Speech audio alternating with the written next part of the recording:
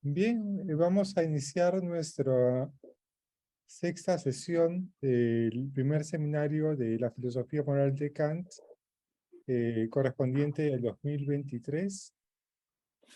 Es nuestra última sesión y nosotros en las sesiones anteriores hemos trabajado prácticamente el cuerpo completo del tercer capítulo del texto de la fundamentación para una metafísica de las costumbres. Y ahora simplemente lo que vamos a hacer es leer el último acápite y poder, ¿cómo se llama?, comentarlo y hacer comentarios generales al texto. O proyectar también comentarios a otros textos también, ¿no? Como lo hemos estado haciendo regularmente. Entonces, no sé, Inés, no sé si te animas a seguir leyendo, ya eres nuestra lectora oficial, digamos, eres la voz del seminario. Entonces,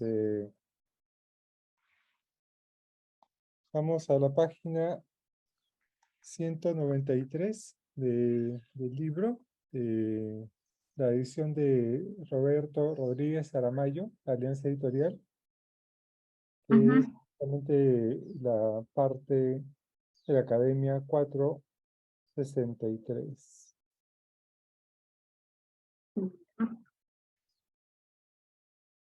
Sí, un momento, estoy que abro el archivo porque me faltaba una hoja. Ah, ya. Te falta una hoja en la impresión. Lo estoy abriendo aquí virtualmente, sí. Y ya lo tengo. Excelente. Entonces, escuchamos. Leemos todo el último acápite y lo comentamos. Ya. El uso especulativo de la razón a propósito de la naturaleza acarrea la necesidad absoluta de alguna causa suprema del mundo. El uso práctico de la razón a propósito de la libertad acarrea también una necesidad absoluta, pero solo de las leyes de las acciones de un ser racional en cuanto tal. Supone un principio esencial de cualquier uso de nuestra razón el impulsar su conocimiento hasta la conciencia de su necesidad, ya que sin esta no sería un conocimiento de la razón. Pero también supone una limitación igualmente esencial de esa misma razón que no pueda comprender la necesidad de cuanto existe o tiene lugar, ni de lo que debe suceder, si no se pone como fundamento una condición bajo la cual eso existe, tiene lugar o debe tenerlo. De ese modo merced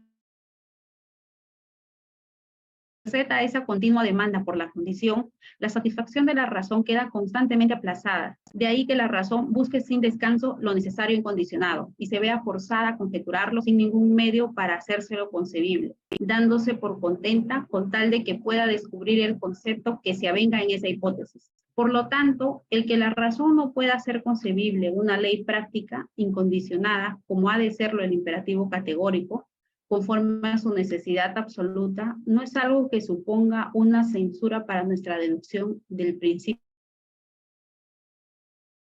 supremo de la moralidad, sino más bien un reproche que habría que hacerse a la razón humana en general. El hecho de que no quiera hacer esto mediante una condición, o sea, por medio de algún interés colocado como fundamento, es algo que no puede serle afeado, porque entonces no sería una ley moral, esto es una ley suprema de la libertad.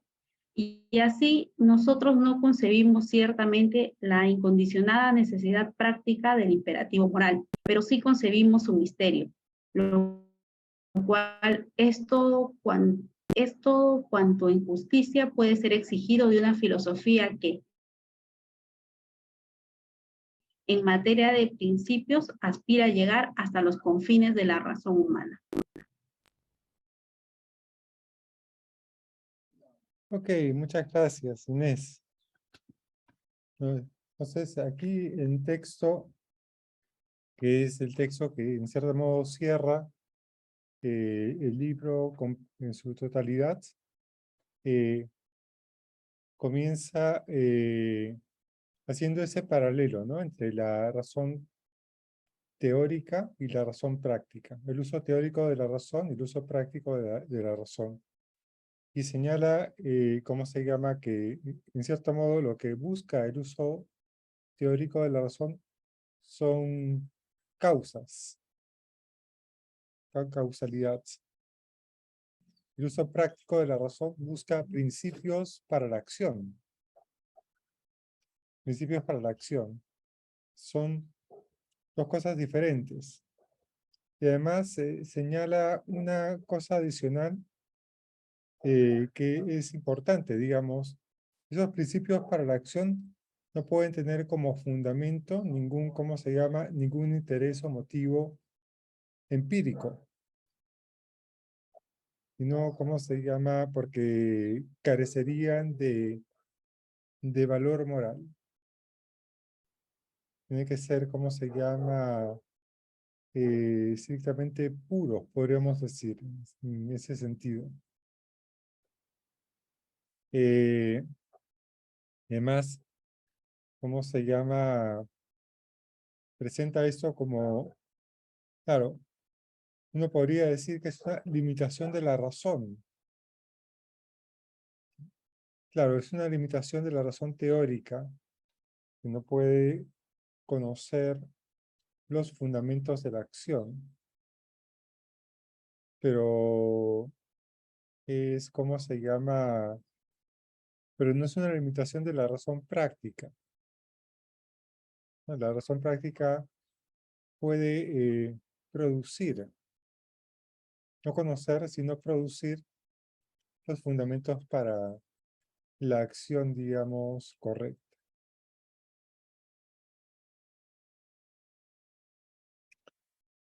Y con esto, en cierto modo, cierra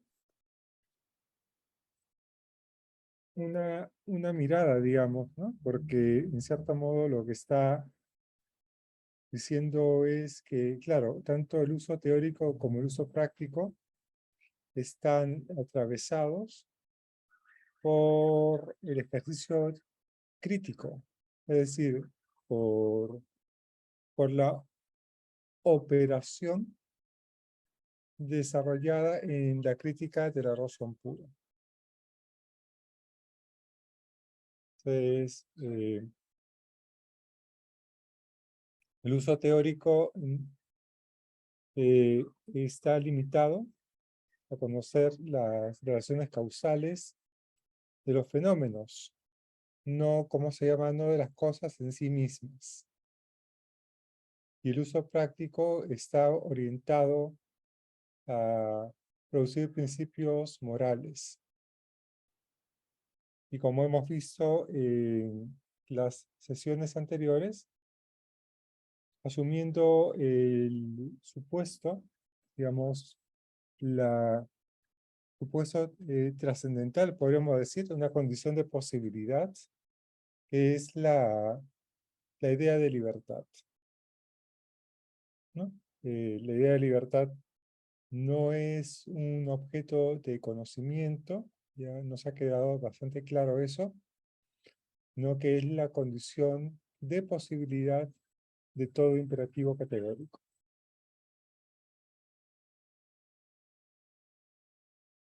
Entonces, en cierto modo, el argumento queda eh, diseñado como de esta forma, ¿no? Eh, lo que vamos a llamar la moral tiene un fundamento, un principio fundamental, ¿no? El principio básico de la moralidad. El principio básico de la moralidad es la autonomía. Esta autonomía se despliega completamente en todas sus determinaciones, en las 3 formulaciones del imperativo categórico, pero especialmente en la tercera formulación, en aquella que desemboca en la idea, el ideal del reino de los fines, donde aparece en cierto modo el arquetipo de un sistema de relaciones humanas donde prevalece la autonomía moral de cada uno. ¿Ok? Pero con eso no se ha llegado todavía a mostrar su fundamento.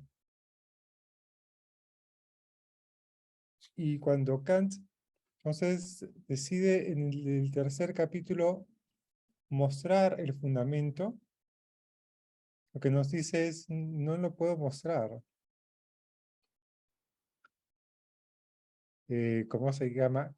Es como decir, les voy a mostrar el fundamento, ¿qué? Se la creyeron, no les voy a mostrar nada, sino lo que hace es,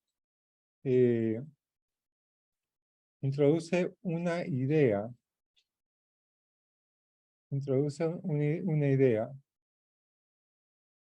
una idea de la razón. Y las ideas no tienen el objetivo de mostrar, en sentido de asegurar el conocimiento de algo. No, el objetivo de las ideas es completar todo lo que la razón exige. Completar todo lo que la razón exige. Entonces, la idea de libertad es un postulado necesario de la razón. Es decir, la razón exige para darle sentido a la experiencia práctica.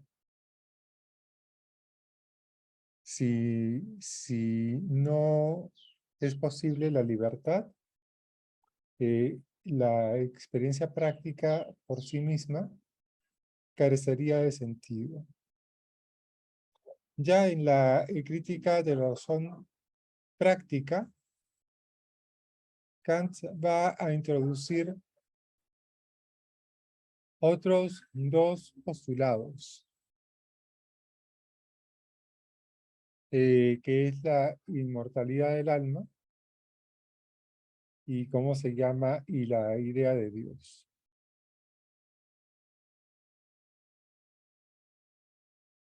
Pero son postulados exigidos por la razón. Claro, en ese texto, en la fundamentación, el objetivo es muy diferente. El objetivo final es diferente al objetivo que Kant tiene en la crítica de la razón práctica. Por eso aquí no se tematizan esos asuntos. El objetivo de ese texto es dotar de un fundamento, en la medida de lo posible, a la moral. Dar una fundamentación a la moral. El objetivo de la crítica de la razón práctica es, en cierto modo, mostrar cómo podría ser posible la articulación entre la virtud y la felicidad, que es, en cierto modo, los dos componentes, los dos elementos que forman parte de lo que dentro de la tradición filosófica se conoce como el supremo bien. Entonces, lo que Kant está pensando en ese libro, no en este, sino en ese libro, es el problema del supremo bien. Y está tratando de darle una respuesta que esté atravesada, mediatizada por el giro trascendental, es decir, por el giro crítico. Y aquí lo que está más bien tratando de dar es un fundamento a los principios morales. Digamos, uno se podría quedar con esto nomás. Uno se podría quedar con esto. Pero, en cierto modo, uno se quedaría sin la esperanza, de poder alcanzar o realizar el supremo bien. Es decir, ¿cómo se llama la articulación entre la felicidad y la moralidad? Por eso el objetivo del otro texto es, ¿cómo se llama? Es argumentar a favor de esa esperanza. ¿Ok? Entonces hay una cosa que hay que tener en claro, porque si no, después uno mete la pata. ¿Ya? Y una primera regla en la vida, la única regla que vale la pena seguir es evitar meter la pata. ¿Ok? La lectura de ese texto no reemplaza la lectura de la crítica de la razón práctica.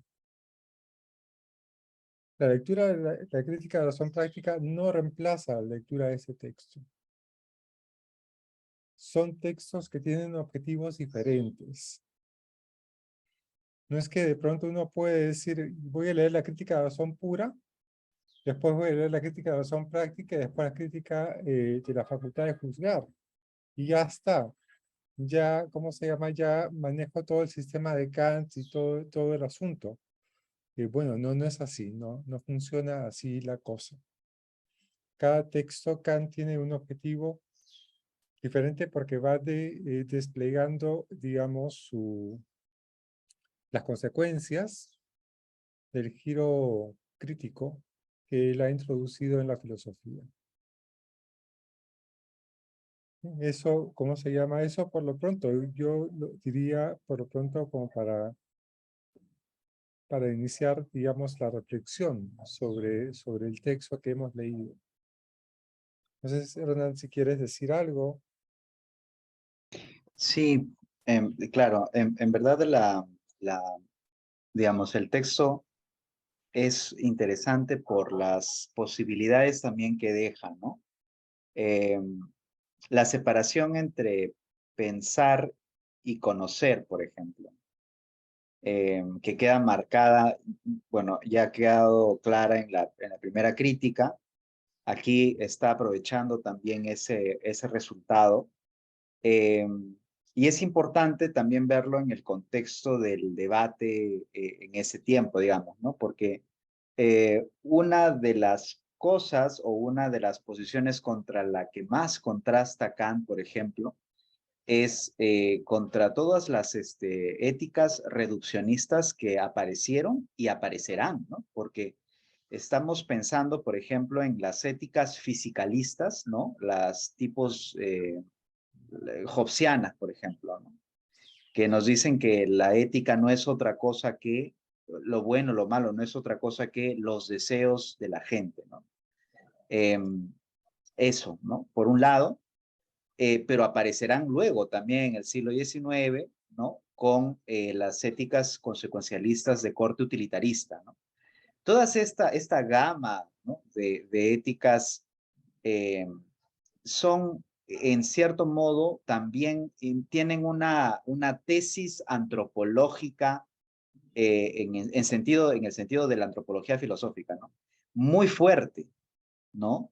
Y Kant es un bálsamo y una defensa en contra de esas éticas reduccionistas. Porque Kant lo que nos está diciendo con esta separación es una cosa que es muy importante, ¿no? La idea de que la personalidad, ¿no? Esto que ha sacado en claro Kant con su argumento, el aspecto numénico de la persona hace que las personas o la personalidad sea algo completamente indisponible, ¿no? Intransable, incapaz de objetificarse nunca y por tanto, ¿no? La fuente de la mayor dignidad de cualquier respeto, ¿no? Que podamos tenernos como seres humanos. Eso es una cosa que me parece que sobrevive a pesar de, ¿no? Los giros y los cambios en el argumento. Incluso si uno puede, ¿no? Leer hoy en día a literatura neocantiana sobre el tema, eso es una cosa que sigue en el corazón de la propuesta y además que nos hace pensar también en las increíbles posibilidades que eso le permitió a Hegel, ¿no? Porque como digamos, el centro de la subjetividad es indisponible, entonces eso ha liberado las posibilidades también de pensar en esa, ¿no? En esa subjetividad, que en Hegel tomará la forma de, ¿no? Un devenir en espíritu histórico. Entonces, eso también es importante marcarlo, ¿no? Es decir, no es simplemente que Kant haga una división infructífera, ¿no? Porque el romanticismo le criticará eso precisamente, ¿no? Que lo que les ha dejado es un gran problema acerca de cómo es que ahora vamos a unificar a este hombre que está fragmentado, ¿no? Que es sensibilidad por un lado, es entendimiento por otro lado, o razón por otro lado, ¿no? Es libertad, pero también causalidad natural, ¿no? Sino que ese giro crítico, ¿no? Ese principio crítico, libera una gran cantidad de potencialidades, ¿no? Ya no quiero decir solo filosóficas, ¿no? Sociales, políticas, ¿no? Eh, entonces, esa parte me parece que sobrevive ¿no? a lo que hemos tenido posterior, ¿no? Kant. Y entonces sí, esa operación crítica es parte de este idealismo, pero yo creo que eso ha marcado además nuestra manera de pararnos frente a ese problema. Es decir, las instituciones modernas de los derechos humanos, los derechos fundamentales, nuestro lenguaje en torno a la dignidad humana y todo eso, no ha dejado de gravitar en torno a eso, ¿no? A ese carácter indisponible del ser humano. Pero no sé ¿qué piensas sobre eso, Sandro? Sí, bueno, ya has colocado, digamos, el acento en la distinción entre conocer y pensar, ¿no? Que en cierto modo es el correlato a la distinción entre entendimiento y razón, Qué razón, claro. ¿no? Eh, Vamos a tratar de ver un poco qué cosa es, digamos, el conocimiento para realizarse necesita tener un objeto. ¿Sí? Un objeto sobre el cual se proyectan las categorías del entendimiento. Claro, y conocer no significa conocer las cosas tal como son, sino conocerlas, diríamos, distorsionadas por esas categorías, Claro, convertidas en fenómenos. En cambio, el pensar, que es la actividad propia de la razón, sus objetos son ideas, mm, pero las ideas no son objetos del mundo,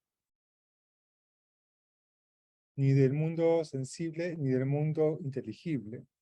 Es decir, no son, ¿cómo se llama?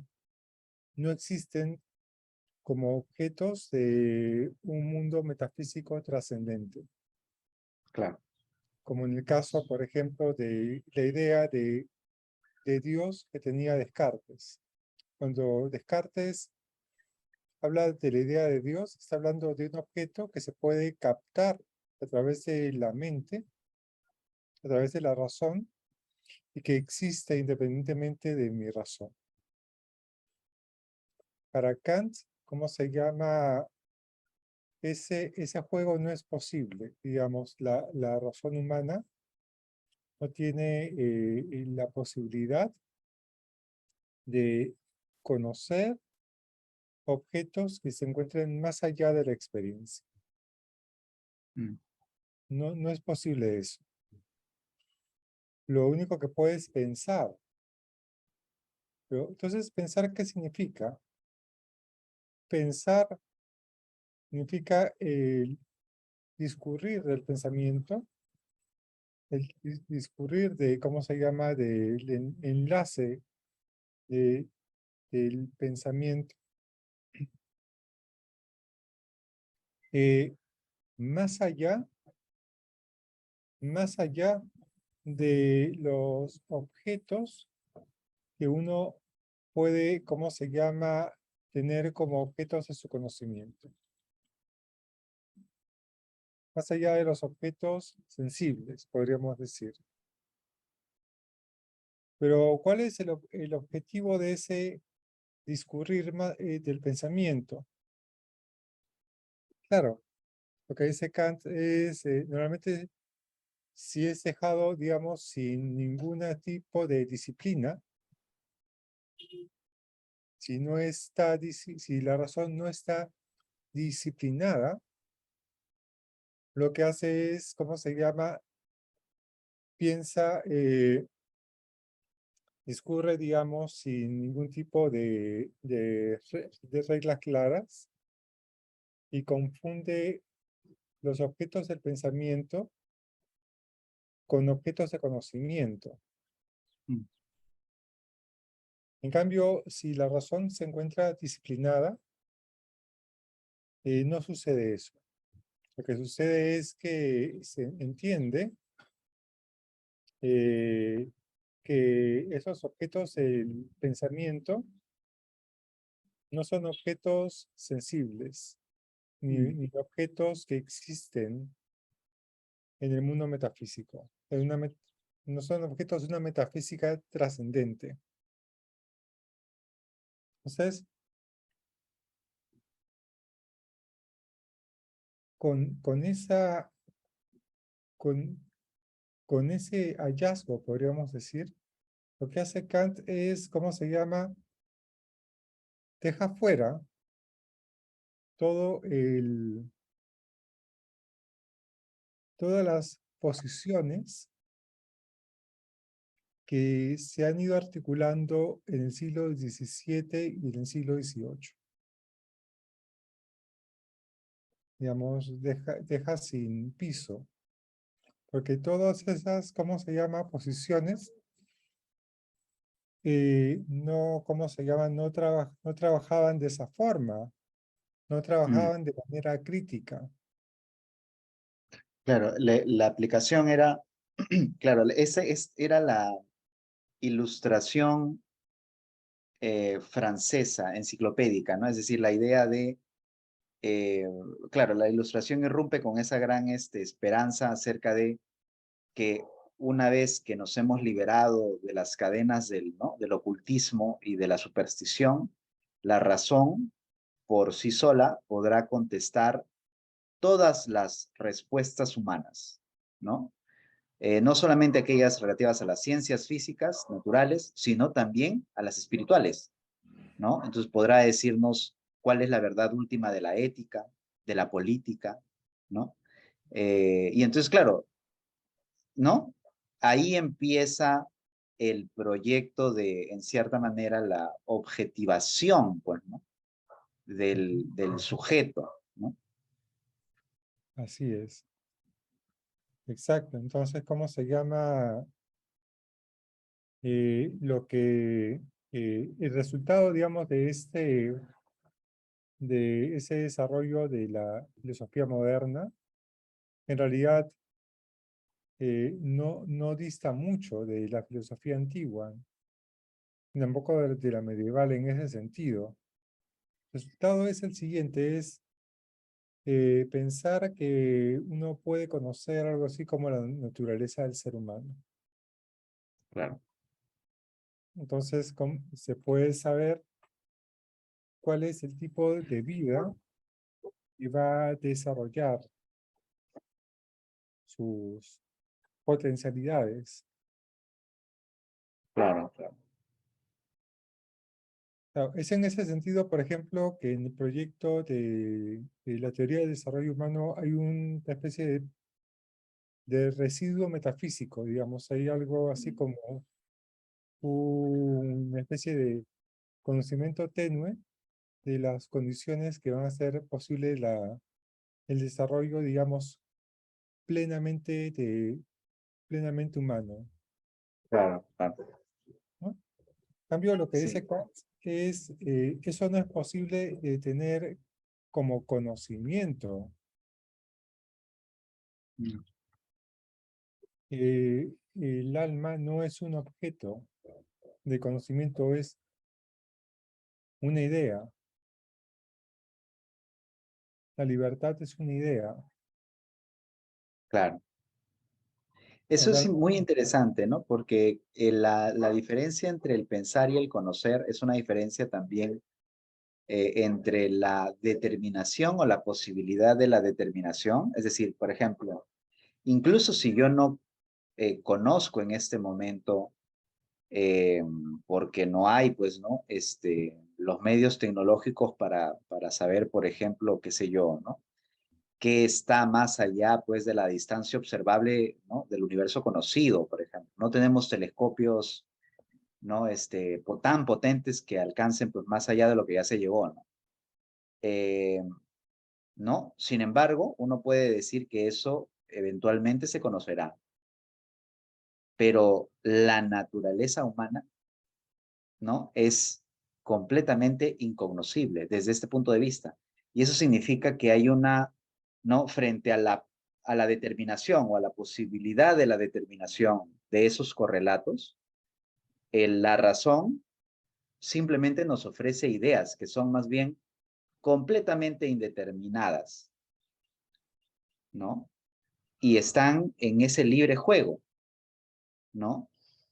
Claro, el problema es que si uno no advierte el giro crítico, ambas cosas se te confunden, pues, ¿no? Uno puede creer que sí, efectivamente, uno puede conocer cosas que son por naturaleza indeterminadas, como el alma humana, etcétera, etcétera. Entonces, claro, esa parte es singular, ¿no? En la propuesta de Kant. Y también ha sido, pues, objeto de críticas, ¿no? El romanticismo, además, para Hegel, por ejemplo, eso será la humillación de la razón. Este, una razón que además es en sus términos, ¿no? Implica un absoluto imperfecto, ¿no? Porque tiene conciencia de su limitación, a pesar de que es un no cognoscible, ¿no? Es un númeno. Entonces, claro, será objeto de una serie de críticas y sigue siendo además objeto ¿no? de controversia y hay mucha gente que quiere, en cierta manera, prescindir de esa diferencia. Pero aquí hay un punto, ¿no? Que es el asunto acerca de cómo es que en Kant no hay posibilidad de reducir al ser humano a un conjunto de determinaciones objetivas, ¿no? De cualidades, como si, por ejemplo, en la teoría del desarrollo humano, en la teoría del desarrollo humano, eh, ¿no? Se echan o se toman prestadas cosas de la antropología, ¿no? De la biología, etcétera, etcétera, y se hace una lista de, las características mínimas que una persona debe tener para hablar de una persona, ¿no?, con una vida lograda. Sí, pues eso es un poco sospechoso, ¿no? Un poco sospechoso. Ujú. Sí. Entonces, cuando hablamos de pensar, ¿a qué nos referimos? Digamos, sí, Kant dice, uno puede pensar todo lo que quiera y sobre lo que quiera, siempre y cuando, ¿cómo se llama?, siga reglas de la lógica, las reglas lógicas. Pero el pensar se parece mucho a la experiencia que uno tiene cuando está medio despierto o medio dormido, que tiene en su Sí, cabeza cierto tipo de imágenes que sabe, ¿cómo se llama?, que no son reales. Claro, cuando uno está dormido cree que las imágenes son reales, ¿no? Cuando uno está despierto sabe que esas imágenes ya no las tiene. Pero cuando uno está en ese punto medio en el que, ¿cómo se llama?, en el que está despertando o durmiéndose, tiene por un lado conciencia de que esas imágenes no son reales, pero por otro lado, ¿cómo se llama?, tiene presentes esas imágenes en ese mm, momento.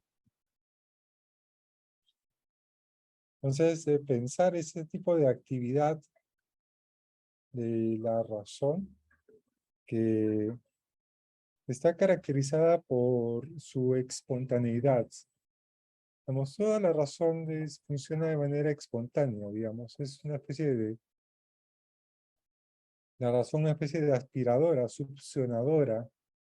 Son como que actúa de manera completamente espontánea y que produce las imágenes, las ideas de manera espontánea. claro. En esta espontaneidad, la razón puede, ¿cómo se llama? Puede eh, también tropezar, ¿no? Se tropieza cuando confunde pensamiento con conocimiento, Sí. ¿no? Pero hay una, hay una espontaneidad que es inevitable y que es eh, profundamente reveladora de un elemento de la vida humana. Por eso, ¿cómo se llama? Por esa espontaneidad no es posible determinar la vida humana, determinar el conocimiento del ser humano, porque es pura espontaneidad. Mm, Eh, sí. En realidad, claro, sí, hay una cosa bien interesante que tiene que ver con el pensar, ¿no? Porque el pensar eh, tiene esta característica es como disolvente, ¿no?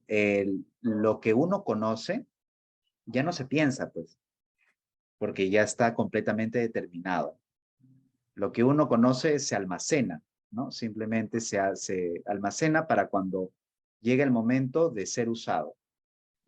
Pero cuando a ti te piden que pienses algo o que lo sometas a tu consideración, lo que tienes que hacer es descongelar el significado, ¿no? Y entonces la cosa vuelve como a una, un libre juego, ¿no? Eh, y por eso es arduo ese trabajo, ¿no? Porque lo más sencillo es que tú pienses en cosas determinadas, ¿no? Eh, una vez que te representas, por ejemplo, digamos, por decir algo, ¿no? Eh, Esto también lo decía Ciro, ¿no? La universidad es una idea, pero una vez que tú conoces o tienes la experiencia de cómo funciona esa universidad, eso ya no es una idea, ¿no? La amistad es una idea, ¿no? Todas las amistades que nosotros tenemos en realidad no funcionan de esa manera, pues, idealmente, ¿no? Y cuando hay un problema en la relación, uno se pregunta, ¿y qué es la amistad? ¿No? Entonces, el pensamiento tiene esa potencialidad, ¿no? De llevarse todo de nuevo, ¿no? Llevarse todo significado establecido de nuevo. Y lo otro es que es curioso que el pensamiento siempre introduzca una diferencia en nuestra experiencia habitual, ¿no? Porque en nuestra experiencia habitual nosotros estamos más bien lidiando con apariencias, ¿no? Y ese es, por eso, digamos, ese es el origen de la filosofía, además. Lidiamos con apariencias, ¿no? Eh, sabemos que hay cosas justas, eh, y sin embargo, ¿no? La posibilidad del pensar hace que nos distanciemos de esa cantidad de ejemplos, ¿no? Y nos preguntemos entonces, ¿qué es la justicia? Ningún ejemplo determinado, ningún paradigma va a poder dar cuenta de la idea, ¿no? De la justicia. Entonces, esa diferencia es una cosa que a mí me parece que Kant detecta muy bien en esta distinción crítica, ¿no? Y es por eso que siempre vamos a estar problematizados, ¿no? Así empieza además la crítica de la razón pura, ¿no? La razón nos presenta con problemas que nos llevan ¿no? a cada vez mayores niveles de abstracción y en algún momento empezamos a tropezar, ¿no? Entonces, esa parte es bien interesante, ¿no? Pero creo que alguien quería hacer una pregunta. Sí, Gigi quería decir algo.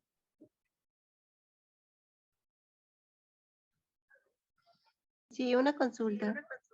Y los sentimientos, o sea, claro, la amistad es una idea, pero ese alimento, como diría Aristóteles, ¿no? Es parte también de un sentimiento. ¿Dónde queda la parte de los sentimientos? O Kant no se pregunta eso, no sé. Sí, a ver, ¿cómo se llaman? Los sentimientos son parte de la experiencia humana. Y forman parte, en cierto modo, de la forma en la que nuestra psique reacciona frente a determinados estímulos. Con personas, con cosas, con ideas, etc. Nuestra psique reacciona de ciertas formas. Y esos sentimientos se pueden conocer, ¿cómo se llama? En sus cadenas, en sus relaciones causales. Por ejemplo, cuando alguien está alegre, debe ser porque ha pasado algo que le ha producido ese sentimiento de alegría. ¿Ok?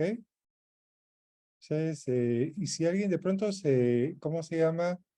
Se pone triste como de la nada, claro, uno podríamos decir que esa persona sufre de depresión, porque las personas depresivas se ponen tristes sin una causa aparente.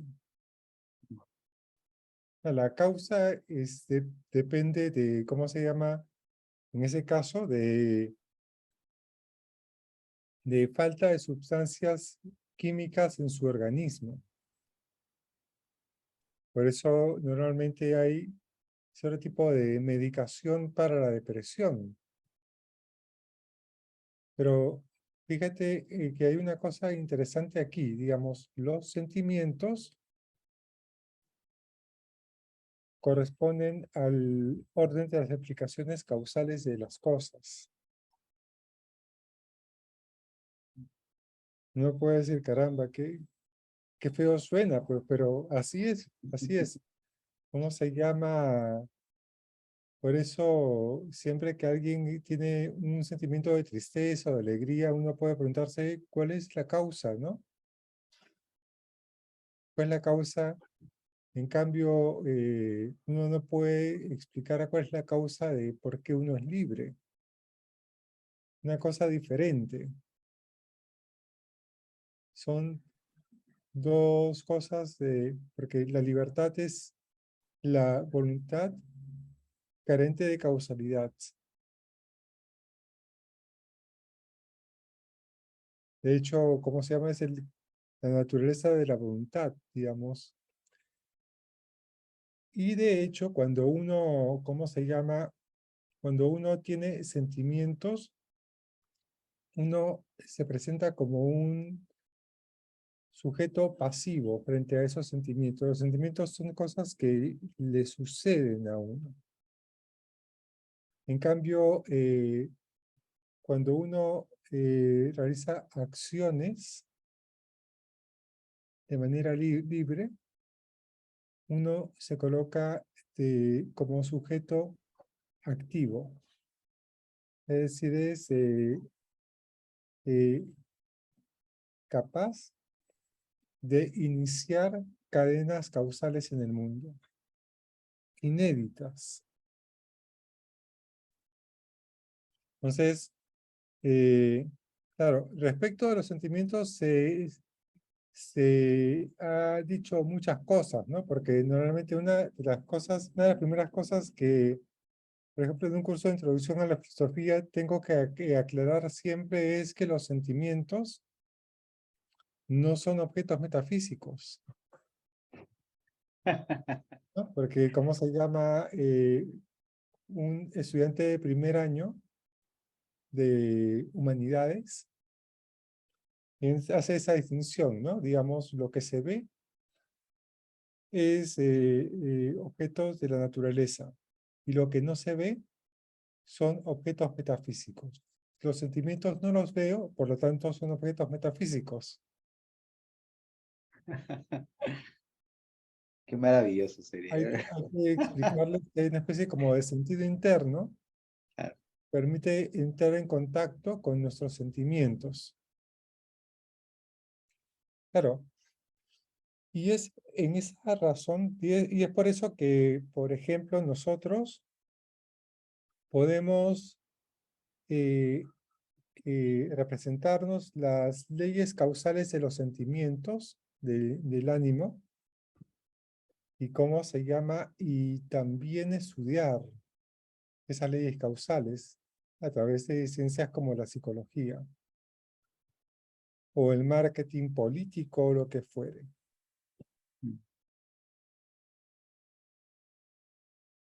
Claro, ¿cómo se llama? Por más de que nos parezcan sosas las propagandas, tienen, ¿cómo se llama? Tienen detrás un estudio científico sobre cuáles son los resortes que pueden hacer que uno responda a cierto estímulo comprando un objeto. Y lo mismo hacen los políticos. El marketing político funciona de esa misma manera. Es decir, ahora ya no se venden objetos, productos, sino se venden, digamos, candidatos políticos. Entonces, por ejemplo, ¿cómo se llama? ¿Cómo puede hacer Keiko Fujimori para presentarse como una opción atractiva en las próximas elecciones? Entonces, ella está calculando eso. Conoce y tiene un conjunto de conocimientos sobre esas cosas. No solamente de experiencia, sino también asesores políticos. Los asesores políticos se especializan en saber manejar los sentimientos y las vivencias internas de las personas para arrojar el resultado de que voten por el candidato o que apoyen el candidato. Eso es sabido, digamos. Pero los sentimientos entonces funcionan por reglas causales. En cambio, el pensamiento es una cosa diferente. Mm. Eso no quiere decir que para Kant los sentimientos eran, ¿cómo se llama? Eran algo de menor valor que el pensamiento. ¿Ok?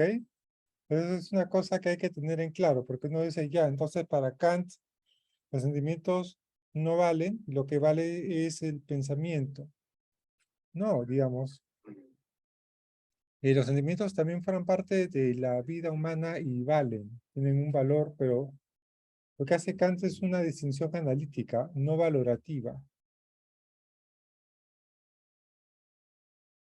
Y lo que eso se va a traducir después en la moral de esta forma, es decir, los elementos que forman parte de la vida moral son los principios de la razón práctica. Todo lo demás son elementos valiosos de la vida humana, pero no todo el conjunto de la vida humana tiene valor moral. Mm. Tiene valor moral. Hay, ¿cómo se llama?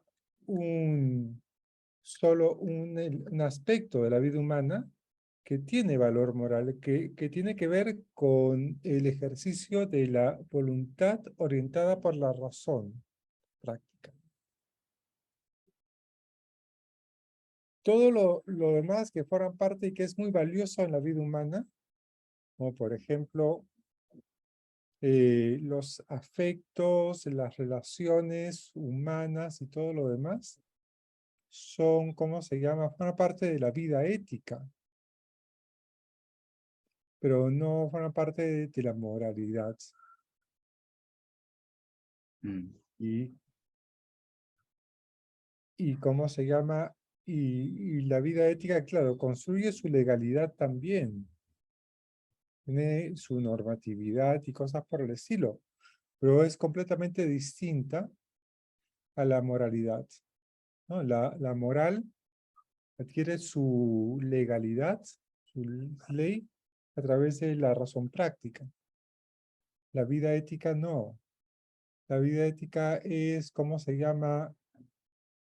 Es el ejercicio de la razón teórica en torno, ¿cómo se llama? Ciertas ideas que la razón se hace, ideas metafísicas que la razón se hace. Por eso, cuando esas ideas se sobredimensionan, es necesario una crítica de la eticidad. Claro. En el caso de la ética a Nicómaco de Aristóteles, hay, ¿cómo se llama? Una idea del alma humana, que se supone como objeto de conocimiento. Eso, yo creo que eso no se sabe apreciar muy bien en Kant, pero en realidad es una gran conquista, ¿no? Para la vida ética, quiero decir, es decir, eh, como la razón, o sea, la importancia de la crítica tiene que ver con esto, ¿no?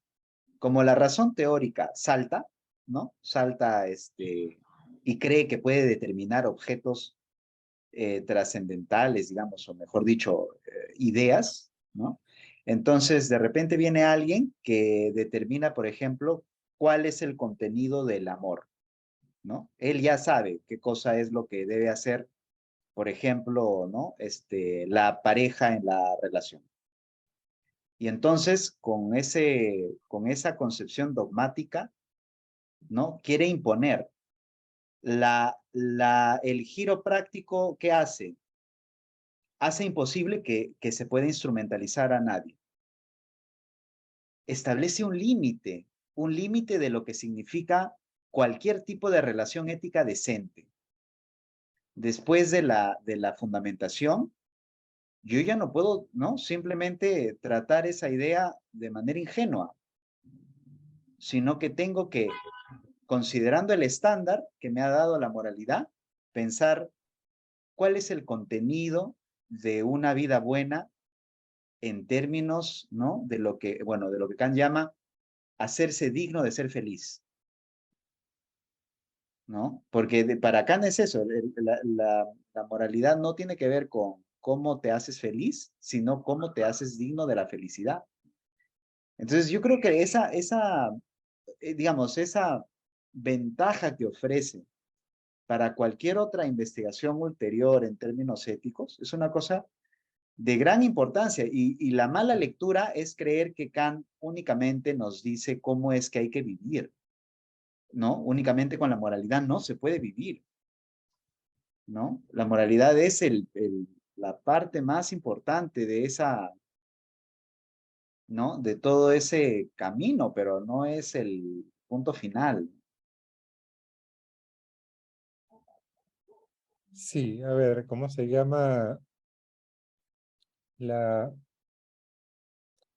la eticidad o lo que en inglés se llama the ethical life, la vida ética? Está eh, organizada por fines y valores y bienes que se comparten de manera interpersonal, pero esos fines y valores pueden, ¿cómo se llama? En nombre de esos fines, valores y bienes se puede atropellar a las personas.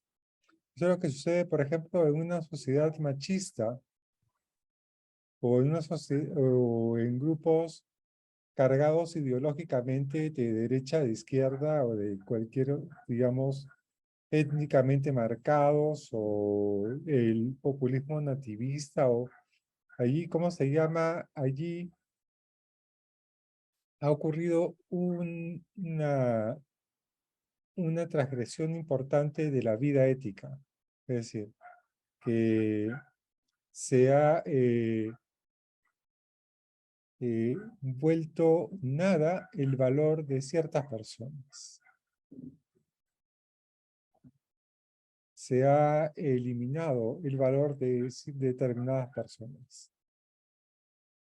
Por ejemplo, en una relación machista, la mujer no vale nada, es un objeto, digamos, es una propiedad del marido o del varón o lo que fuere, digamos. En cambio, entonces, la vida ética necesita, lo que sucede es que la vida ética por sí misma, no tiene los recursos necesarios para poder evitar ese atropello sobre algunas personas. Carece de ese recurso necesario. Por eso, claro, todos esos estudios sobre la vida dañada y las críticas de las formas de vida, el texto de Rachel Chegui, por ejemplo, se alimenta de Hegel, pero Hegel ya ha sido, ¿cómo se llama? Ya ha sido despabilado con las ideas de la moralidad kantiana. En cambio, en el recurso, digamos, puramente aristotélico o platónico, no hay forma. No hay, ¿cómo se llama? Ningún atisbo de la idea de dignidad de todo ser humano. Entonces, ¿cómo se llama? La idea de dignidad es la idea moral por excelencia. La idea de que no puedes tratar a una persona como si fuese un objeto. La idea moral es esa. Y esa idea moral tiene dos características importantes. En un momento creo que hemos visto esto pero lo vuelvo a repetir de todas formas. En primer lugar, no tiene un contenido claro. Es decir, a, tiene un contenido, sí, pero es un contenido negativo, ¿no? Dice simplemente lo que uno no puede hacer. No está dicho de manera propositiva. No está diciendo vive de esta forma o vive de esta otra. Está colocando una prohibición que es categórica. Categórica. En ninguna circunstancia para nadie le está permitido tratar a una persona como si fuese un objeto. Y solo como un objeto.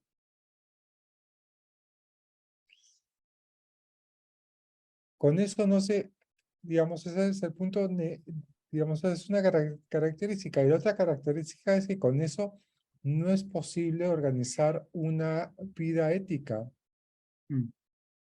Es decir, no se puede organizar la vida con todos los elementos que tiene, como por ejemplo lo valioso para alguien, ¿no? Lo que cada uno considera valioso. Los proyectos de vida. No se puede articular proyectos de vida tampoco. Tampoco se puede, ¿cómo se llama? Determinar bienes o fines. Pero, sin embargo, tiene una utilidad también en la vida ética, como ha dicho Ronald, porque justamente permite corregir cuando esa vida ética se encuentra dañada. Entonces, ¿cómo se llama? Las formas de vida dañada se corrigen a partir del principio moral. A partir del principio moral. Claro, ese principio moral es un principio que podríamos decir inmanente, en cierto modo, porque la razón es inmanente en el ser humano. El ser humano no es, ¿cómo se llama? El principio moral no es algo que venga del mundo externo, viene del mundo interno, de aquella misma persona que comparte con otros una forma de vida. Esa misma persona es capaz de conectarse con el principio moral, que es un ser racional. Por ejemplo, alguien que desarrolla esto en sus trabajos es Force, por ejemplo, ¿no? Force dice que la razón es inmanente y trascendente al mismo tiempo. El ser humano es un ser que vive entre otros seres humanos, pero también es un ser que tiene razón. Y con eso vive entre otros seres humanos. Y por eso para Force esa distinción entre crítica inmanente y crítica trascendente le parece un poco absurda, digamos. ¿Sabes dónde también lo he encontrado? En un pasaje breve de Arendt. Arendt dice, la historia de la filosofía es una tensión permanente entre ese estar fuera del orden y un estar, ¿no? Entre, porque la filosofía, ¿no? Que piensa las cosas y las, ¿no? Las, vuelve a esta completa, ¿no? Indeterminación del pensar, pero además la filosofía se ocupa de asuntos, pues, que tienen que ver con la vida, ¿no? Piensa en esas cosas y entonces regresa a eso. Es una cosa que está a medio camino y que me parece que, claro, si le prestas atención, ves eso, pues, ¿no? Esa tensión ahí, ¿no? Y por eso, claro, esta cosa de la crítica inmanente y ya ¿no? Es más bien no darse cuenta de cómo opera ya la razón. Así es, así es. ¿Cómo se llama? Por eso hay una actitud muy importante y muy interesante dentro de la filosofía, ¿no? Digamos, que es lo que había señalado hace un momento, Ronald, la idea, claro, de que uno tiene como conocido y como sabido, lo da como sobreentendido y después se desentiende de aquello, digamos. Sí, claro. Y digamos, si uno, eh, ¿qué significa una vida sin pensar, no? Es como se llama, es la vida de aquellas personas que supuestamente ya saben cómo es la cosa. Claro, claro. Ya saben cómo es la cosa, digamos, y cómo se resuelve todo, digamos. Ya, entonces, ¿cómo se llama? Cuando hay disturbios sociales, ya, represión y punto, se acaba el asunto. Cuando hay, ¿cómo se llama? Cierto tipo de cosas, ya, en una constitución se acaba el asunto,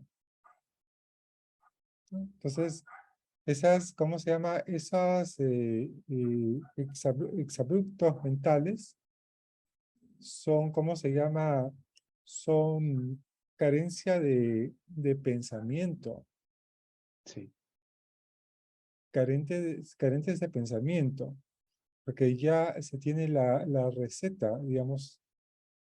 Claro, hay mucha gente que vive sus vidas eh, con temor a que se le desmorone todo un tinglado de cosas que ya da por supuestos y por conocidas, ¿no? Entonces, en la vida religiosa, en la vida de los negocios, ¿no? La idea de que el tiempo es dinero, por ejemplo. Claro, es como se llama, que todo se puede comprar, cómo se llama, que la mejor forma de vivir es en una vida santa o no se me ocurre, no se les ocurra pensar una cosa sin preguntarse cómo encaja ciertos temas como la pobreza o el enfoque de género. mm, Claro, digamos, todas esas cosas que tienen valor, digamos, pero cuando uno absolutiza eso, ¿cómo se llama? Lo que ha hecho es anular el pensamiento.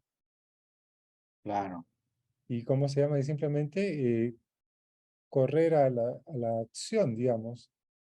Pero es una acción mecánica sí, que funciona simplemente por estímulos.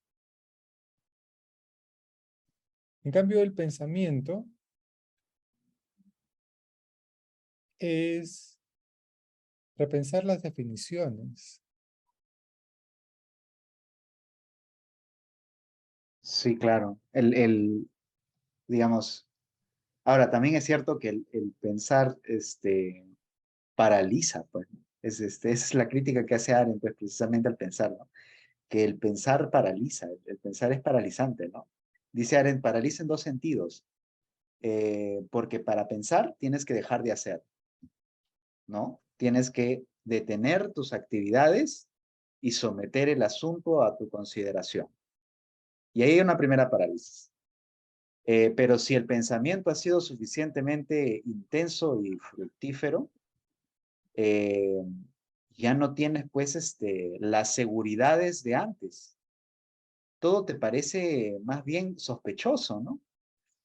Este, no tienes ya criterios. Entonces, ahí hay una doble parálisis. Claro, lo que yo diría más bien es que en Kant, y por eso es que a mí me parece que Arendt no lee muy bien a Kant, en Kant eso no es tan real, pues, ¿no? En Kant, más bien la crítica, al menos en el aspecto de la moralidad, te ofrece un principio de acción, Ujú. Que esto es lo que decía Ciro precisamente, ¿no? Justamente cuando se han agotado las posibilidades de los principios éticos, cuando la vida entra en crisis y uno está más bien paralizado y recurre al pensamiento, es ahí donde encuentra el principio crítico que te arranca de la parálisis, ¿no? Y claro, eso también empata bien con algo que Arendt detectó también en el pensamiento, ¿no? Que cuando ella dice, en momentos de convulsión social, cuando la gente pues está pensando en el nazismo, ¿no? Y el totalitarismo, ¿no? Político, cuando la gente irreflexivamente se entrega a ese tipo de fiebres, el pensar aparece como una acción, dice ella también. Porque el que piensa se niega a formar parte de la locura, ¿no? Eh, esa cosa que a mí me parece que algunos de estos filósofos pues ven con mucha nitidez, ¿no? Con mucha agudeza. Eh, es parte ¿no? Del legado de Kant aquí, ¿no? Por eso sí, pues es interesante esa distinción. Esa sola distinción eh, podríamos darle 1000 vueltas más. Claro, lo que yo diría es que lo que sucede en Arendt es que el pensar no está conectado con la distinción crítica entre fenómeno y cosa en sí, ¿no? Claro, ella está pensando más bien en la distinción entre pensar y actuar, Claro, ¿no? Pensamiento y acción. Y para ella, claro, ella está discutiendo en realidad con Heidegger, ¿no? claro, es una cosa diferente, ¿no? Es Sí, una sí, sí. metafísica distinta, digamos. Eh, claro,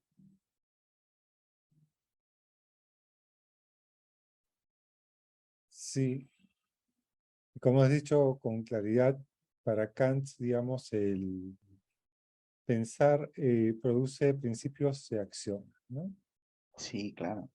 Es como se llama, en el caso de Arendt, la acción es la acción política aristotélica, actuar concertadamente.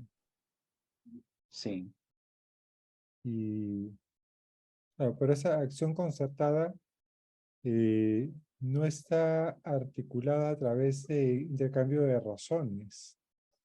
claro. No, no necesariamente. No necesariamente. Sí, hay varios problemas con Ari. Tiene varios problemas, creo, con estas distinciones que ella hace en clave muy fenomenológica, ¿no? Porque, claro, uno podría pensar, claro, pero la acción supone que uno tenga criterios, ¿no? Pero cuando uno revisa las páginas relativas a la acción, ella lo que está haciendo más bien es eh, hablando acerca de qué significa actuar, más que cuáles son las condiciones que hacen posible el actuar, ¿no? Y para ella el significado del actuar tiene que ver con el aparecer entre tus pares, tiene que ver con, ¿no? Ingresar en la trama de las relaciones humanas, eh, ¿no? Y por eso hay varios problemas, ¿no? Porque uno podría pensar, ¿y cuál es el contenido normativo de esa acción, por ejemplo? Entonces, sí, pues los que se dedican a ARE entienden ese problema, ¿no? Que no, sí, hay algunos problemas. Claro, el tema del contenido normativo tiene que ver con, ¿cómo se llama? ¿Cuáles son las, las, las reglas que articulan esa actividad, ¿no? Claro, Que, ¿cómo se llama? Que, digamos, son, porque la actividad tiene que ser legaliforme. ¿Cuáles son las leyes, ¿no? ¿Y cuáles son el fundamento de esas leyes, ¿no? sí, claro. La fuente, digamos, de esa legalidad, ¿no? En Mm. cambio, en Arendt no aparece con claridad, digamos, simplemente se, se describe, ¿no? Es una descripción Una fenomenológica descripción sí, fenomenológica. acerca de cuál es el significado del actuar. Ujú. Es decir, si uno piensa la pregunta, ¿no? ¿Qué es la acción? Y la tienes que distinguir de otros complejos como el trabajo y la labor, que es lo que ella está haciendo, ¿no? Ella está ofreciendo una descripción fenomenológica acerca de la vida activa, ¿no? Entonces, naturalmente ahí hay problemas acerca de la otra. Ahora, claro, también es cierto que ella estuvo intentando redactar un texto que se llama La vida del espíritu. Creo que nunca llegó a escribirlo, en donde se supone que tenía que ver con las imbricaciones, ¿no? Las implicaciones, más bien dicho, de el juzgar, el pensar y todas estas que son actividades, ¿no? Que nosotros llamaríamos normativas, ¿no? Porque, por ejemplo, en textos como El pensar y las reflexiones morales, ella dice que el juzgar, que es político, eminentemente político, es un subproducto del pensar. Entonces, claro, la pregunta con la que abre ese texto es, ¿nos previene el pensar contra el mal? Contra el mal este del, ¿no? La banalidad del mal, ¿no? El mal producido por gente completamente pues insulsa, ¿no? Sin ninguna motivación perversa, pero que participa voluntariamente en maquinarias, ¿no? Sistémicas, ¿no? Como ¿no? Como en el holocausto. Ya, nos previene el pensar de eso, porque se supone que Eichmann no piensa. Y el resultado de ese paper es no necesariamente, pero el juzgar tiene algo que ver con eso. Y te deja así, pues, ¿no? Te deja con ganas de saber, ¿no? Desarrolla cuál es la conexión entre el pensar y el juzgar. No hay nada de eso, pues, no llegó a escribirlo, ¿no? ¿No? Entonces, claro, su obra queda ahí, ahí hay un flanco, pues, ¿no? Un flanco débil en su propuesta.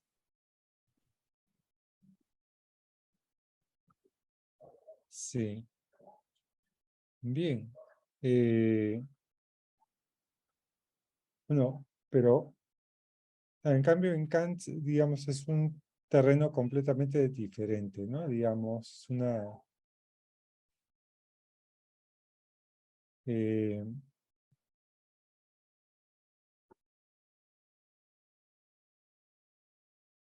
lo que vemos en Kant es una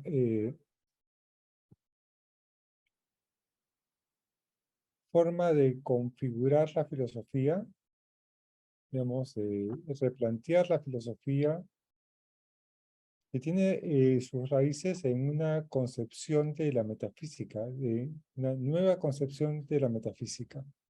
Es por eso,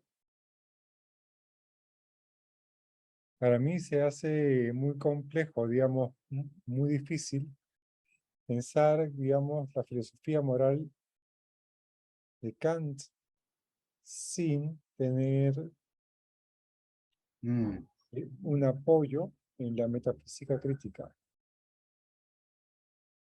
Eh, Ese es el... La Sí, diferencia entre Kant y Arendt es que, claro, Arendt tiene una metafísica encubierta, que es la metafísica de Heidegger. sí. Es digamos, el aparecer. El aparecer, sí es, tiene una, ella tiene una, en verdad hay un libro que se llama The Reluctant Modernism of Hannah Arendt, que es un libro de Seila Benjavi, en el que ella le pasa, pues, como detective, eh, ¿no? Por algunos de las ideas más interesantes de Arendt. Y lo que ella detecta en ese texto, por ejemplo, es que el texto es una inversión completa de algunos presupuestos de Heidegger, ¿no? Mientras que Heidegger piensa que el hombre es un ser para la muerte, por ejemplo, Arendt habla de natalidad, ¿no? Y de la infinita posibilidad que tienen las personas para introducir cursos de acción. Eso también lo ha tomado de Kant, pero lo ha tomado de Kant para darle una vuelta a Heidegger. Eh, También habla de, claro, el aparecer, ¿no? Cómo es que el aparecer es principalmente, ¿no? Condición o una de las características de la acción. Uno no puede revelar quién es la esencia de uno si es que no aparece en el espacio público, ¿no? Bueno, para Heidegger, más bien lo que quiere es deshacerse de todas las, ¿no? Los modos de ser inauténticos, ¿no? Entonces, claro, mientras que ella privilegia la apariencia, Heidegger más bien privilegia el ser, ¿no? Entonces, hay una serie de oposiciones ahí, ¿no? Que en realidad están jugando un papel importante a la obra de Arendt. Entonces sí, claro, casi, claro, pero como entenderás bien, Sandro, cada vez que te opones, ¿no? Con mucha, ¿no? Con mucho, eh, sí, pues, ¿no? De manera así enfadada, ¿no? Respecto de algo, estás pues comprometido, ¿no? Con ese algo también, negativamente. Claro, Entonces eso es lo que le pasa a esa obra. claro. ¿Cómo se llama? Hay una cosa en la metafísica de Heidegger, porque Heidegger lo que hace es eh, eh, tomar a Nietzsche y decir, bueno, Nietzsche cree que hemos salido de la metafísica. En realidad nunca salimos de ella, Mm, sino que, pero la metafísica, a diferencia de ser un objeto, digamos, trascendente, una cosa que está fuera del mundo y que no cambia, es más bien, el ser, digamos, que se manifiesta de formas diferentes de acuerdo a cada época. Y uno no sabe de qué forma se va a aparecer, se va a manifestar en el futuro. mm, Podemos tracear la historia del ser retrospectivamente, ¿no? Pero, y entender que estamos ahora en momento del ser como técnica. mm, Pero no sabremos cómo se va a manifestar en el futuro. Entonces hay temporalidad en la metafísica, en el ser. No se trata de la historia de la metafísica, sino que la metafísica está preñada de temporalidad, ¿no? Esa es la idea. Bueno, ¿cómo se llama? Arendt lo que hace es desarrolla eso. mm, Digamos, la fenomenología de Arendt está muy comprometida con la fenomenología de Heidegger. mm. Eh, y no podía ser de otra forma, porque Arendt se formó con Heidegger. Mm, En cambio, Kant tiene una metafísica completamente diferente. mm, Esa es una, ¿cómo se llama? Son dos metafísicas diferentes. Eso es lo que hace que las consideraciones sobre la acción y todo lo demás sean distintas. mm,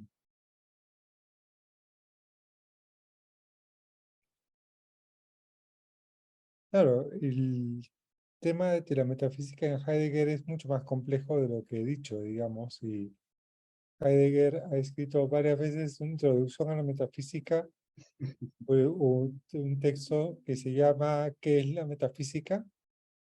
Lo ha escrito y reescrito varias veces, porque para él es un problema, digamos, mm, es un problema. Y para Kant también es un problema, digamos. De hecho, él escribe ese texto famoso, Heidegger, ¿no? Se llama mm, Kant y el problema de la metafísica.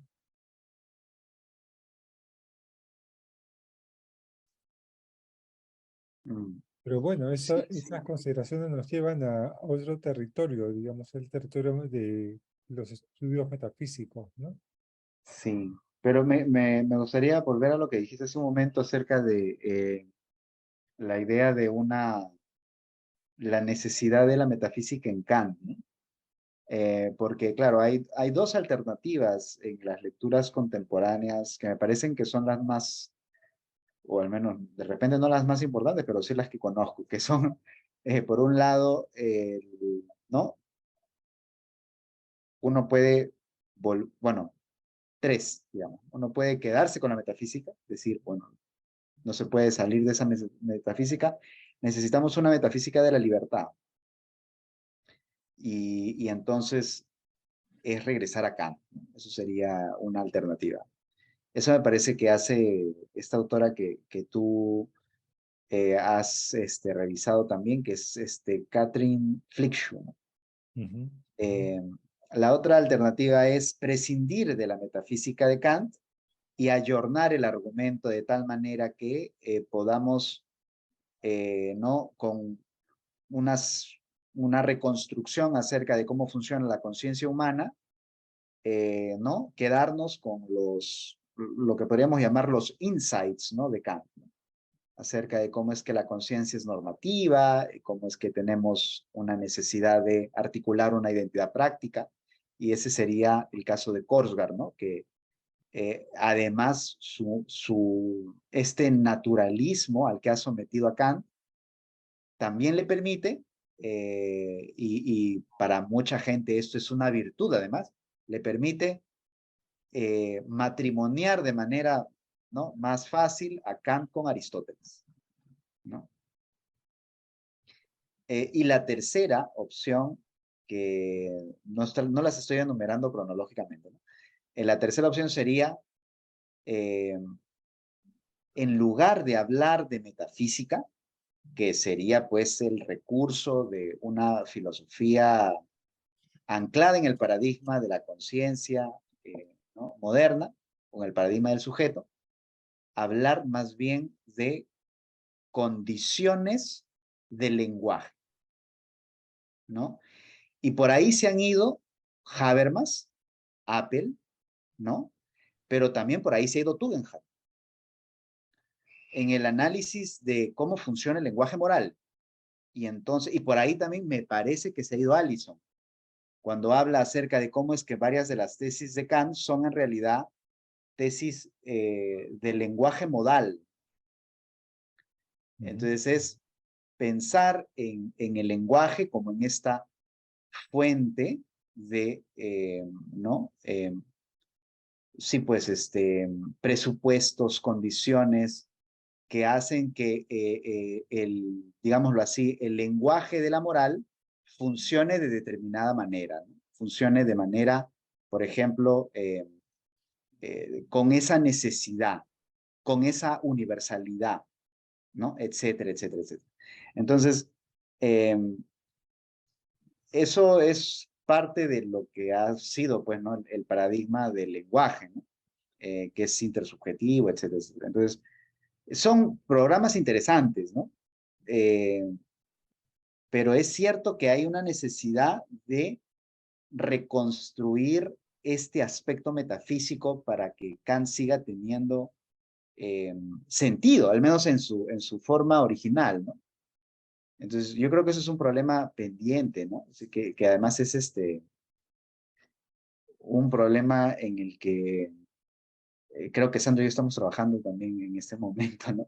Pero es interesante comentarlo en un seminario como este, ¿no? Porque, claro, nosotros tenemos que pensar, ¿y qué le sacamos, ¿no? ¿Qué jugo le sacamos a Kant ahora, ¿no?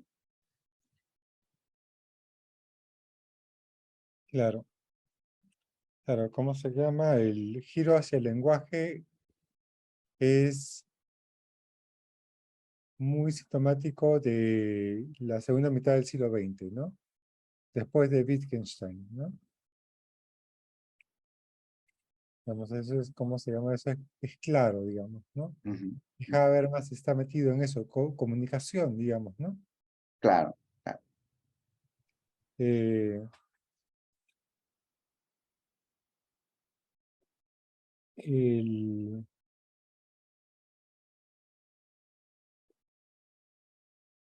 Y por otro lado, el naturalismo, digamos, el rechazo a la metafísica,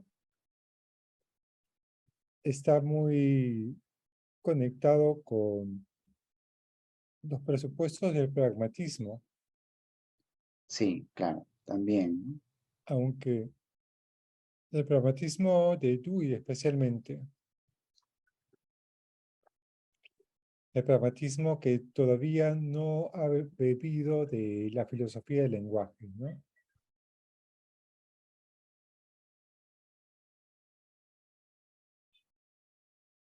Claro, y de ahí bebe también, en cierto modo, también de Rawls, ¿no? Sí, sí, claro, sí. Bebe de Bueno, Dewey. yo creo que Rawls está bastante cerca de Korsgaard en ese sentido, ¿no? Porque si uno ve teoría de la justicia y uno ve la última parte, claro, yo llegué a teoría de la justicia después de haber leído liberalismo. Y yo pensé, este es otra persona. ¿Qué le ha pasado? Y claro, cuando uno entiende bien cómo evoluciona la obra de Rawls, uno se da cuenta de que el compromiso con Kant en Rawls es gradual y es decidido después de los años 80, ¿no? Del 83, que es donde publica, creo, 83, corrígeme, 85, eh, que es este texto de Kantian Constructivism in Moral Theory, Ese es del año 80. del año 80, ¿no? Después de ese año, el compromiso con Kant ya es definitivo. Hasta antes está coqueteando todavía ¿no? Con algunas formas de utilitarismo. Claro, teoría de la justicia es del 71. Teoría de la justicia, Kant, la última parte es cómo vamos a desarrollar una psicología moral en los sujetos que pertenecen a esta sociedad para que se comprometan con el proyecto de la justicia. Psicología moral. Y su primer texto es una cosa rara, pues, ¿no? Que tiene que ver con una especie de epistemología moral, ¿no? Un conductismo, una cosa así rarísima. El texto del 55. Ujú. Entonces, claro, si uno ve esa evolución, uno se da cuenta que el compromiso de Kant, de Rawls con Kant es gradual, pues, gradual, cada vez se va convenciendo más.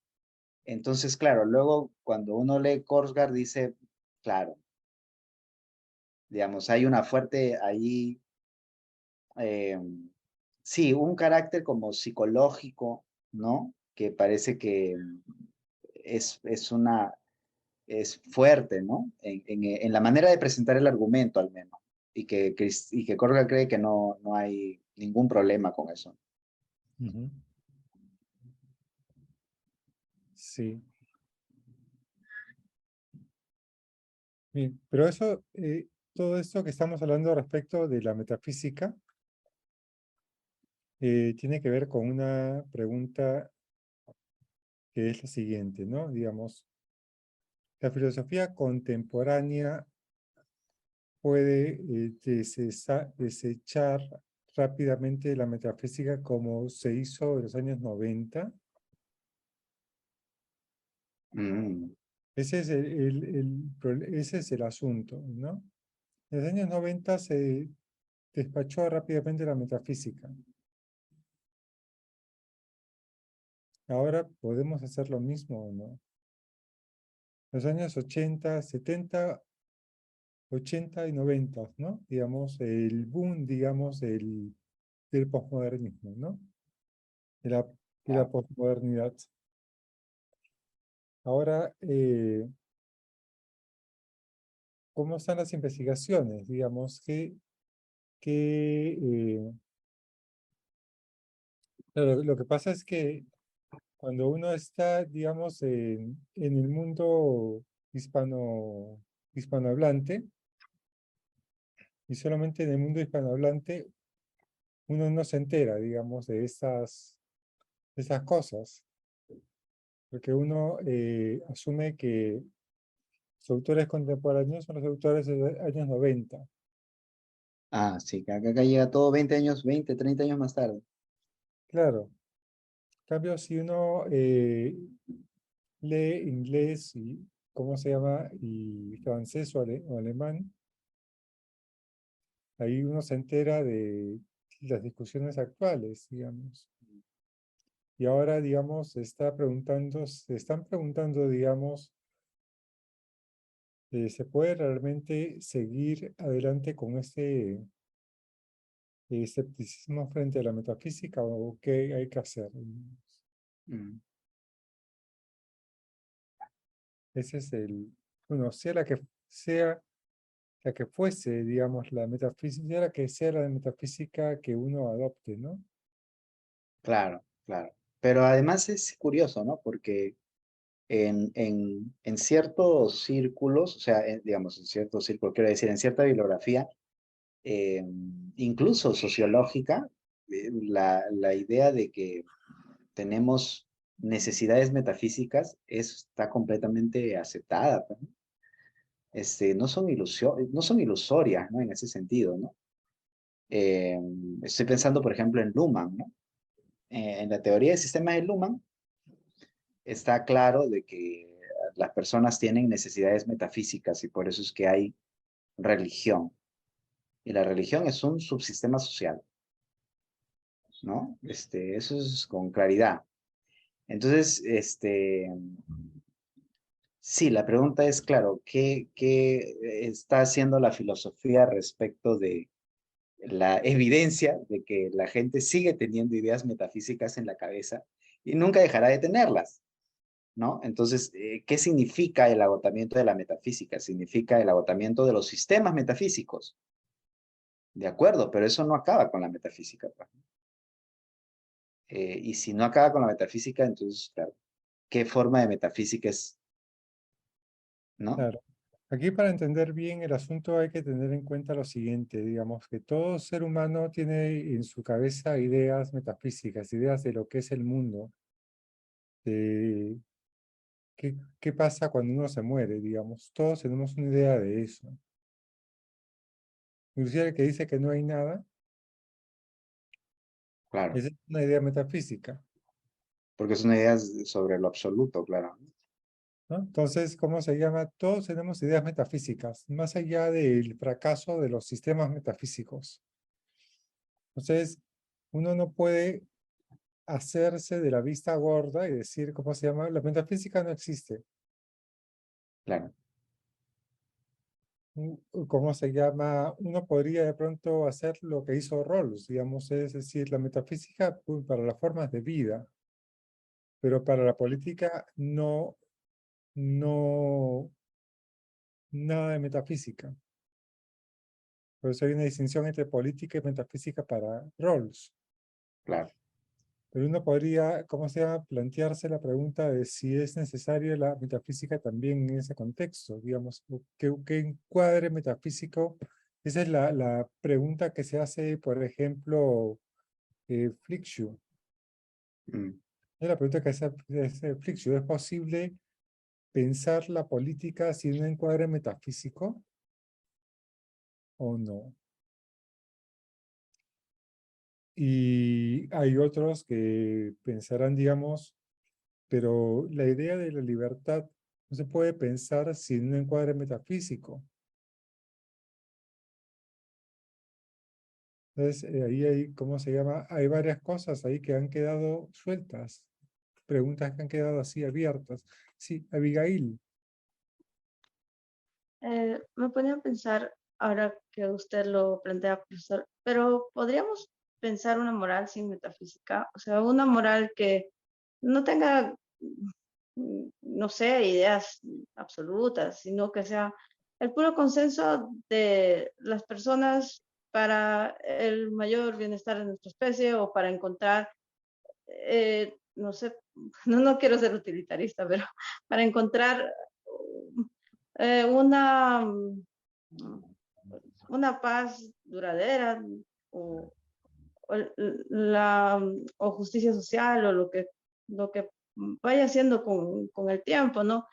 Eh, pero siempre revisada y siempre con posibilidades de universalidad, que no pensemos que para unos es A y para los otros B, sino que más bien tratemos de lograr el mayor consenso posible, pero no pensando que si el bien es algo, o si la justicia, o si hay libertad, sino en cosas prácticas, en lo que sucede día a día y en cómo solucionar estas cosas que pasan en todas partes. Claro, tu pregunta es, en cierto modo, ¿es posible echar a rodar la ética con los recursos, digamos, del consecuencialismo, digamos? Es decir, qué tenemos que hacer para conseguir un mejor estado de cosas, ¿no? Ese es, ¿cómo se llama? Un mejor estado de cosas para todos, ¿no? Es cómo se llama el proyecto que se presenta así, ¿no? Claro, Bentham tenía esa idea. Sí, ese es venta, ese es Claro, el problema. lo había presentado de esa forma. Y justamente el utilitarismo está cargado de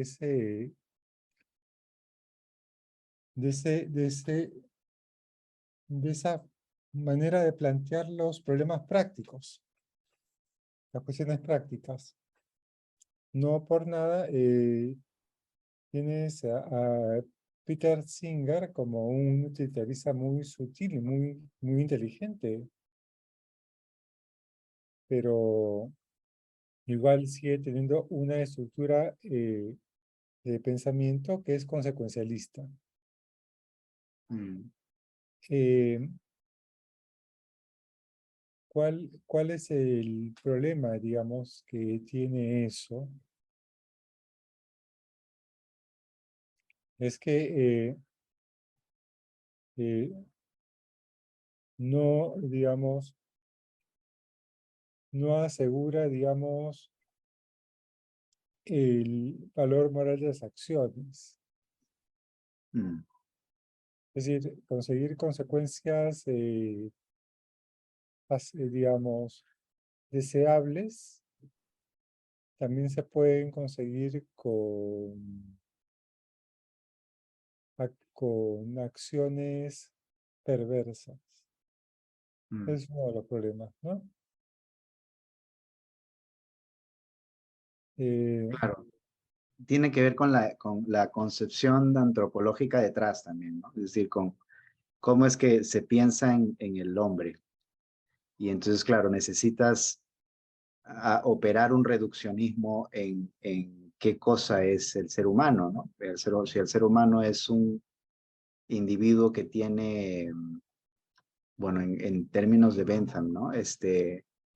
Que rehúye el dolor y siente atracción hacia el placer. Y eso es todo lo que necesitas saber para hacer el cálculo, porque ese cálculo es un cálculo que se tiene que hacer de manera objetiva, ¿no? Entonces, además, necesitas tener un criterio tan simple para poder hacer un cálculo agregativo certero, pues, porque si no, cada uno empezará a decirte, no, mi placer y mi dolor son más importantes que los del otro, ¿no? Entonces necesitas tener un criterio tan simple eh, claro, es completamente reduccionista, pues, ¿no? Acerca del valor que le puede dar el ser humano a diferentes cosas.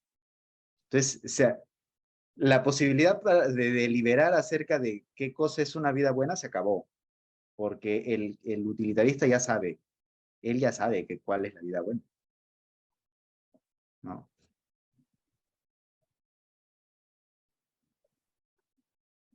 sí. Entonces nos hemos quedado entonces con el problema en las manos, ¿no? Mm. Claro, y no lo vamos a resolver nosotros, por lo menos no esta noche, digamos. No creo que podamos, pero lo que quiero que quede claro es que hay un problema allí. Hay un problema que tiene consecuencias también para la filosofía moral, ¿no? Que uno podría decir ya, ¿cómo se llama? La metafísica es otra cosa. Nosotros estamos hablando de filosofía moral aquí, digamos. ¿Por qué estamos hablando de metafísica si estamos en un seminario de filosofía moral de Kant? Pero es que todo está conectado, digamos, tienen presupuestos metafísicos que hay que explicitarlos para poder orientarse bien. Como el utilitarismo también tiene presupuestos metafísicos. Claro que sí. Una concepción del ser humano que, ¿cómo se llama? Que está bastante adelgazada, ¿no? Pero es una concepción del ser humano. Y el pragmatismo tiene una concepción metafísica de la experiencia, por ejemplo. Por ejemplo, en Sí, pues, William James aparece con mucha claridad eso. Es una metafísica de la experiencia. claro. Que yo creo que está, o sea, digamos, si uno, yo no he hecho este trabajo, ¿no? Pero sospecho que por ahí iría un buen proyecto de tesis, ¿no? El, el- la influencia de Emerson, ¿no? Esa influencia es, claro, y en Emerson hay eh, una metafísica trascendentalista, además, ¿no? Es Ujú. una cosa también particular. Emerson es un creyente, ¿no? En ese sentido. Sí.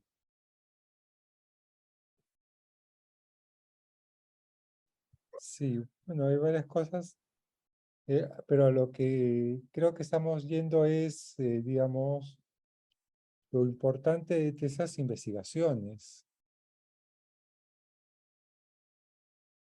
y cómo esas investigaciones echan luces para estas otras investigaciones que tienen que ver más con filosofía práctica. Mm, mm. Ese es el... Sí, definitivamente. Es decir, ahí hay un problema que es de base, ¿no? En Kant hay una antropología filosófica.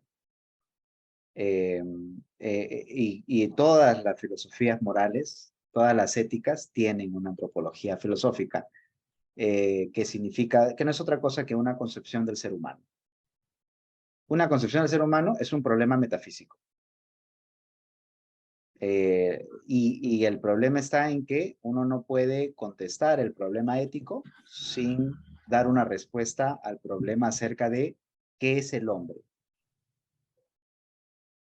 Ujú, Y ese es un problema que no, no va a poder ser contestado de ninguna otra manera. Pues. Eh, Así que a mí me parece que es interesante esta conclusión para este seminario, porque la idea es básicamente que hay presupuestos filosóficos, incluso en aquellas éticas que nos parecen pues más inofensivas, ¿no? Y utilitaristas, aristotélicas, ¿no? Consecuencialistas. Eh, la pregunta que subsiste es, pues, ¿no? ¿Qué concepción del hombre tiene? ¿No?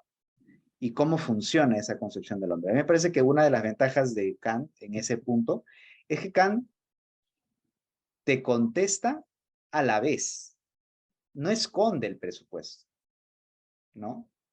Te dice, mi respuesta a este problema es que hay que mirar al hombre desde dos puntos de vista, ¿no? Y además con las atingencias que tiene el método crítico, ¿no? ujú. Sí, pues, así es. Bueno, vamos a quedarnos aquí, ya son las 8 en punto, estamos bien, en buena hora. Eh, Vamos a detener la grabación.